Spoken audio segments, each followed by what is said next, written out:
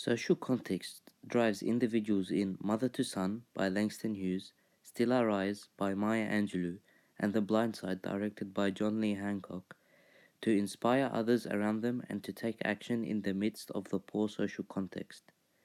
Hughes's poem reflects the social context of marginalized America through the perspective of a distressed mother conveying a message to her son. In comparison, Angelou's Still I Rise ponders how the social context drives another African American woman to inspire and take action, while The Blind Side follows the journey of a homeless African American youth to take action and break stereotypes in order to inspire his dreams and others around him. The social contexts in Mother to Son, Still I Rise, and The Blind Side force some of the individuals in the text to evolve and become embodiments of inspiration. Mother to Son by Langston Hughes speaks of a mother who has endured a traumatic life due to the poor living standards in marginalized America. The mother begins by telling her son how unyielding her life has been towards her by contrasting it to a crystal stair. The imagery of a crystal stair is connected with a perfect life where everything seems flawless and ravishing. She tells her son in colloquial familiar language that life hasn't been the best to her. Hughes then develops the metaphor of a staircase further, as the mother describes the challenges in her life by using symbols such as tacks, splinters, uncarpeted floor, and dark unlit corners.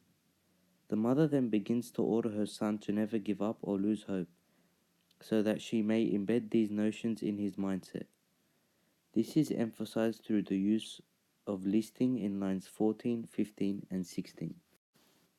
Due to the way in which her social context has orchestrated her life, the mother is forced to become one who inspires her son and has strong character.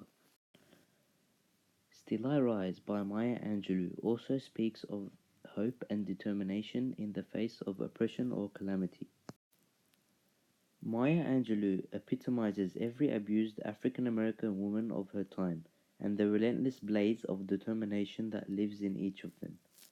The speaker is implicitly responding to decades and even centuries of oppression and mistreatment of African American women. Her tone never sounds arrogant. Instead, the reader feels immense sympathy with her spirited rejection of further oppression. Angelou is inspiring the reader by exemplifying her and the African American women's unbreakable spirit in the midst of a cruel social context. This is evident in lines 3 and 4 in the first stanza. Line 3 of the first stanza is the first reference to actual physical oppression. You may trod me in the very dirt, but the phrasing here seems more metaphorical than literal. Metaphorically, to tread another person into the dirt is to treat that person with vast disrespect and almost dreadful violence. Yet no sooner does the speaker envision by being abused in this way, but immediately responding, but still, like dust, I'll rise. The reference to dust is variously effective. It implies that something normally seems bothersome can actually possess a kind of resilience and strength. The cruel social context Angelou has experienced births her indestructible spirit, which inspires the reader as she continues to rise in the center of hardship. The Blind Side, directed by John Lee Hancock, depicts a separated town in which the African American community live in isolation in a place called Hurt Village, away from the predominantly white part of the town. Mrs. Toohey breaks the stereotype that lives in her society by taking in Michael Orr, an African American, and treating him as if he were her son. The Blind Side shows that when those around the individual are of a welcoming nature, close relationships can be formed and the individuals may inspire each other. The Blind Side is closely related to Mother to Son, as Mrs. Toohey embodies the mother from Mother to Son. Mrs. Toohey acts as an inspiration to Michael's life and football career, while Michael acts as an inspiration to her life. This is evident when her friend tells her, "You are changing that boy's life," and she replies, "He is changing mine." All of the text's social contexts force the individuals to evolve and inspire those around them or the reader. Taking action to do what is right and to rise above the cruel societies is a necessity in the social contexts of Mother to Son, Still I Rise, and The Blind Side. Mother to Son clearly depicts how the mother takes action, so the struggle she has faced in her life because of the inadequate state of living in America acts as a message towards her son. This message is for him to never give up or lose hope. Structurally, Bear is the lowest point in the poem, which symbolizes the lowest point in her life. From Bear and onwards, the mother begins to take action with assertive orders and clear statements being said after that line.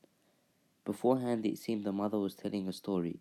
However, through the use of listing in the lines 14, 15, and 16, it is clear that she has taken action to ensure that the message of never giving up is properly conveyed towards her son.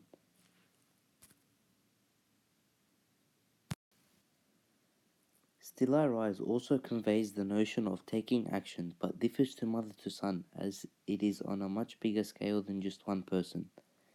The poem's first word, you, is important. This is a poem clearly addressed to others. The poem is clearly addressed to the white oppressors of the black community. The poem presents us with a black woman not only willing to speak up for herself but takes action and represents the African American experience as a whole. I'm a Black Ocean shows the strength and the size of the people, spanning as far as the eye can see. Angelou embodies all the African Americans in this line, taking action by becoming the voice for her people. The Blind Side depicts Mrs. Tui taking action to break the corrupt mindset of African Americans in her town by taking Michael Owa under her wing. During a number of times in the film, Michael is judged based on how he looks before they know who he truly is. The scene in which the little girls fled from the swings after seeing Michael emphasizes the stereotype of African Americans in the town.